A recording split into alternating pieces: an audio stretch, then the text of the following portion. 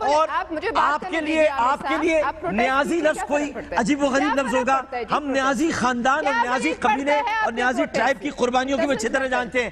آپ کے ابھی ایک شیر افغان نیازی ہوا کرتے تھے, 2 منٹ دے دیں آپ کے بھی ہوا کرتے تھے. جو آپ بات کر رہے ہیں اخلاقیات کی, اس وقت ہمیں مائیں بہنیں بزرگ اور بچے سن رہے ہیں. آپ عوام کی بات کریں. آپ سے پوچھا جا رہا ہے کہ 1 سال کی پرفارمنس دیں, میں کتنی قابل ہوں, مجھے کتنی انفارمیشن ہے, یہ چھوڑ دیں. آپ سے جب بھی عوام کی بات کی جاتی ہے آپ یہی انداز اپناتے ہیں. اور آپ کا چیئرمین اسی کی بیٹی کے ساتھ بیٹھ کر پریس کانفرنس کرتا ہے, اس کی گرفتاری پر تڑپتا ہے. آپ بات کریں گے, آپ عمران خان پہ بات کریں گے. یہ منہ اور مسحور کی دال ان باتوں سے بات نہیں ہوتی ہے. آپ کی پی آر ٹی, آپ کا مارم جبا, ہیلی کاپٹر کیس, آپ کی علیمہ باجی, یہ کون بتائے گا؟ کہاں سے آپ بات کر سکتی ہیں؟ اچھا ایک منٹ, پروفیسر صاحبہ کو سن لیتا. کشمیر کا جھنڈا عامر بھائی ذرا ایک منٹ. کشمیر کا جھنڈا پاکستان تحریک انصاف نے اٹھایا ہوا ہے. ذرا اپنے انداز گفتگو اور اپنے انداز تکلم کو ملاحظہ فرمائیے. دنیا میں اب سے بڑا جھوٹا کوئی ہے؟ میں اس بات بڑا زاریہ کوئی ہے؟ بڑا نوسرباز کوئی ہے؟ جس بندے کی وجہ سے آپ کی جان بچ گئی ہے. یہ بھی کرتا ہوں, بول رہا ہوں میں آپ کو بتا رہا ہوں میں.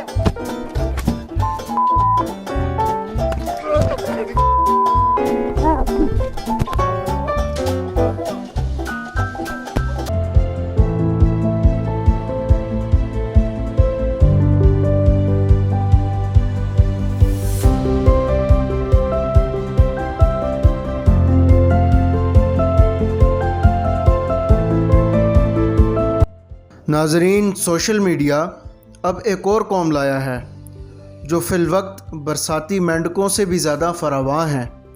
اور جس طرح سوشل میڈیا کا بخار ترقی کر رہا ہے, اسی قدر ان کی تعداد بھی بڑھتی جا رہی ہے. یہ قوم ہے معروف دانشور حضرات. پہلے کم ہوتے تھے, اب ہر پتھر کے نیچے 2-3 نکل آتے ہیں. بلکہ اگر غور سے دیکھا جائے تو پتھر کے اوپر بھی ایک آدھ چپکا ہوا مل جاتا ہے. ایسے دانشور مارکیٹ میں آ چکے ہیں کہ بندہ ان کی باتیں سن سن کر پاگل ہو جاتا ہے کہ بندہ اسلام اور پاکستان کے حق میں بول رہا ہے یا اسلام اور پاکستان کے خلاف بول رہا ہے. کچھ پتہ نہیں چلتا کہ یہ دانشور تنقید کر رہا ہے یا اصلاح کر رہا ہے, موج کر رہا ہے یا کھوج لگا رہا ہے. کبھی ان کی باتوں کا سرا نہیں ملتا تو کبھی پیر نہیں ملتا.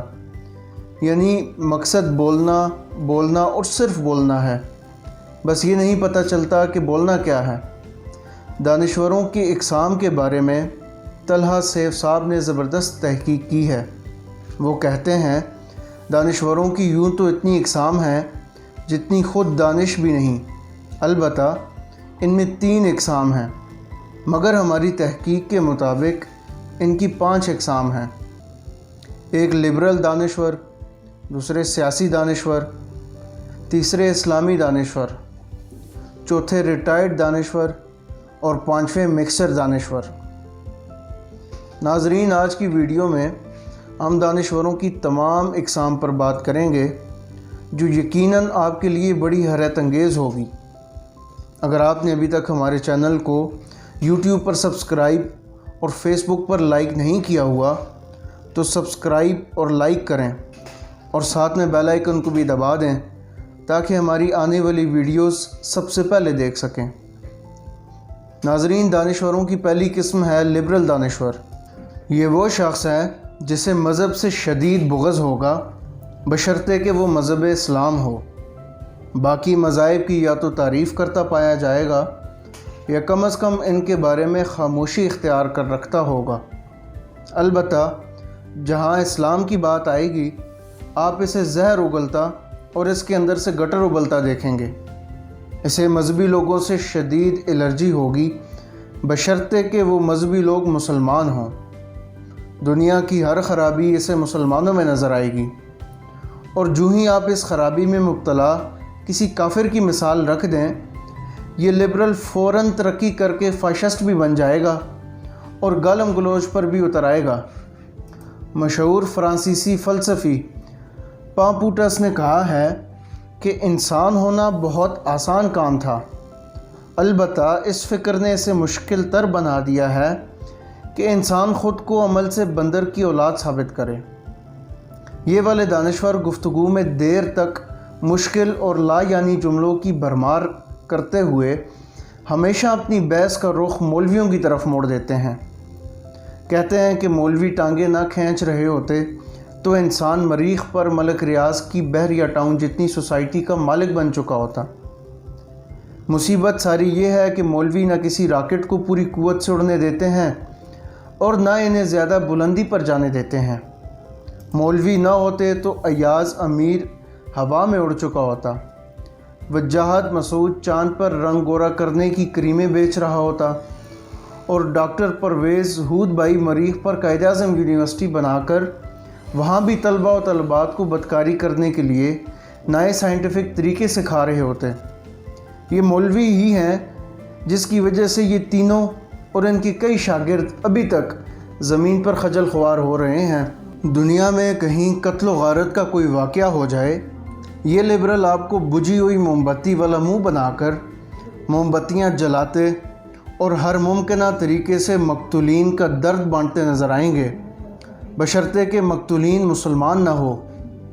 مسلمان قتل ہو رہے ہوں تو اپنے بلوں میں اس طرح گھس جاتے ہیں کہ لکڑی مار کر بھی آپ انہیں باہر نہیں لا سکتے، جبکہ کافر قتل ہو تو اس کی جان نکلنے سے پہلے ہی شام غریباں برپا کر دیتے ہیں۔ دوسرے ہمارے پاس سیاسی دانشور۔ یہ دانشور پاکستانی قوم کے پسندیدہ دانشوروں میں سے ایک ہیں، کیونکہ یہ وہ دانشور ہوتے ہیں جو ایک تو پاکستانی عوام کی نفسیات کو سمجھتے ہیں اور دوسرا سیاسی جماعتوں کی ایما پر بیان بازی کرتے ہوئے سازشوں کے تڑکے لگانے میں لگے رہتے ہیں۔ ان کے کام نرالے ہوتے ہیں۔ یہ آپ کو سیاست سے معیشت تک، معیشت سے خارجہ پالیسی تک، قانون سے مذہب تک، داخلہ پالیسی سے انڈسٹری تک، حکومت سے اپوزیشن تک سارے کاموں کے ماہر نظر آئیں گے۔ ان کے نزدیک ان کو سب کچھ پتہ ہے۔ ان کے علاوہ نہ حکمرانوں کو کچھ پتہ ہے، نہ عوام کو کچھ پتہ ہے، نہ بزنس مین کو کچھ پتہ ہے، نہ ججوں اور نہ وکیلوں کو کچھ پتہ ہے۔ بس صرف اور صرف ان کو پتہ ہے، اور جو یہ سمجھتے ہیں بس وہی ٹھیک ہے۔ ان کو اتنا کچھ پتہ ہے کہ ان میں سے مرد دانشور حاملہ ہونے کے علاوہ باقی ہر کام میں ماہر اور تجربہ کار ہوتے ہیں۔ پتہ نہیں کیسے۔ ان کی ایک اور نشانی بھی ہے کہ ان میں سے آدھے اپوزیشن کے ساتھ ہوتے ہیں اور آدھے حکومت کے ساتھ ہوتے ہیں۔ ان کا کام ٹی وی پر بیٹھ کر مخالفین کو شدید تنقید کا نشانہ بنانا اور آئے اور مہمانوں کو آپس میں لڑانا ہوتا ہے۔ تیسرے ہمارے پاس مذہبی دانشور۔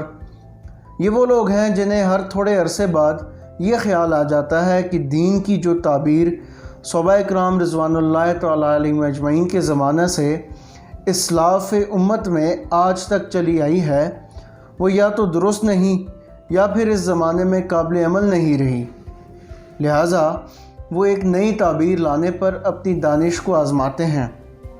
ہر زمانے میں کچھ نہ کچھ ایسے دماغی مریض موجود رہے ہیں، البتہ ہمارے زمانہ اس اعتبار سے قابل رحم ہے کہ اس میں ان کی تعداد ہمیشہ سے بڑھ گئی ہے۔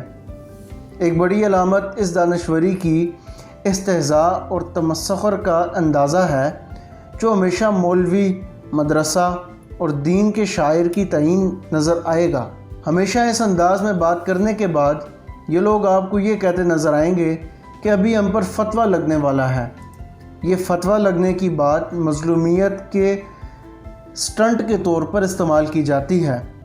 ان میں بعض تو علمی حیثیت کے عامل لوگ میں کچھ معروف اہل علم بھی پورے نہ صحیح کافی حد تک اس طبقے کے ہم نوا بن چکے ہیں۔ البتہ اکثریت ان لوگوں کی ہے جن پر فتویٰ تو کیا کوئی تنقید کرنا بھی گوارا نہیں کرتا، مگر وہ بھی اپنے آپ کو اس قابل سمجھنے لگتے ہیں کہ ان پر فتویٰ لگا دیا جائے۔ شاید فتویٰ لگانے کا بار بار یہ تب کہتے ہیں کہ کوئی مشہور مذہبی بندہ میرے اوپر فتویٰ لگا دے تو تھوڑا سا میں بھی مشہور ہو جاؤں۔ یہ والے دانشور ٹی وی پر آنے کی خواہش میں مصلحت کے لبادے اور بیکار باتوں میں دلچسپ نظر آتے ہیں، بزرگوں کے واقعات پر لطیفے بناتے نظر آئیں گے، قرآن اور حدیث کے بجائے تاریخ کا زیادہ سہارا لیتے نظر آئیں گے، فروعی اختلافات پر بحث کرتے نظر آئیں گے۔ چوتھی قسم ریٹائرڈ دانشوروں کی ہے۔ اس قسم میں ایسے تمام لوگ شامل ہیں جو بیوروکریسی سے، فوج سے یا کسی اور محکمے سے ریٹائرڈ ہوئے ہوتے ہیں، اور مزے کی بات یہ ہے کہ جب تک یہ لوگ اپنے اپنے محکموں میں موجود رہتے ہیں تب تک کوئی راز افشا نہیں کرتے، لیکن جب ریٹائرڈ ہو جاتے ہیں تو پھر انکشافات کا لامتناہی سلسلہ شروع کر دیتے ہیں، کتابیں لکھتے ہیں، اخبارات میں کالم لکھتے ہیں، کرپشن کی داستانیں سناتے ہیں، حکمرانوں اور افسرشاہی کی مزاج پر گفتگو کرتے ہیں، اپنی ایمانداری اور دوسرے کی بے ایمانی کا ذکر کرتے ہیں، اور پرانے مردے اکھاڑتے ہیں جو صرف اور صرف چسکے لینے کے علاوہ کچھ نہیں ہوتا۔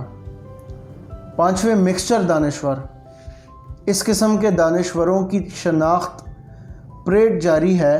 فی الوقت بس آسان سا کلیہ سمجھ لیں، 40% عادات و اطوار قسم اول کی، 20% قسم دوم، 20% سوم اور 20% چہارم کی ملائیں تو مکسچر دانشور بنتے ہیں۔ اس کی سب سے اچھی مثال ڈاکٹر عامر لیاقت کی ہے، جو محرم میں ذاکر، رمضان میں عالم، الیکشن کے دوران تجزیہ نگار اور کبھی کامیڈین بھی بن جاتے ہیں۔ اللہ ایسے تمام دانشوروں سے اسلام کی، پاکستان کی حفاظت فرمائے، آمین۔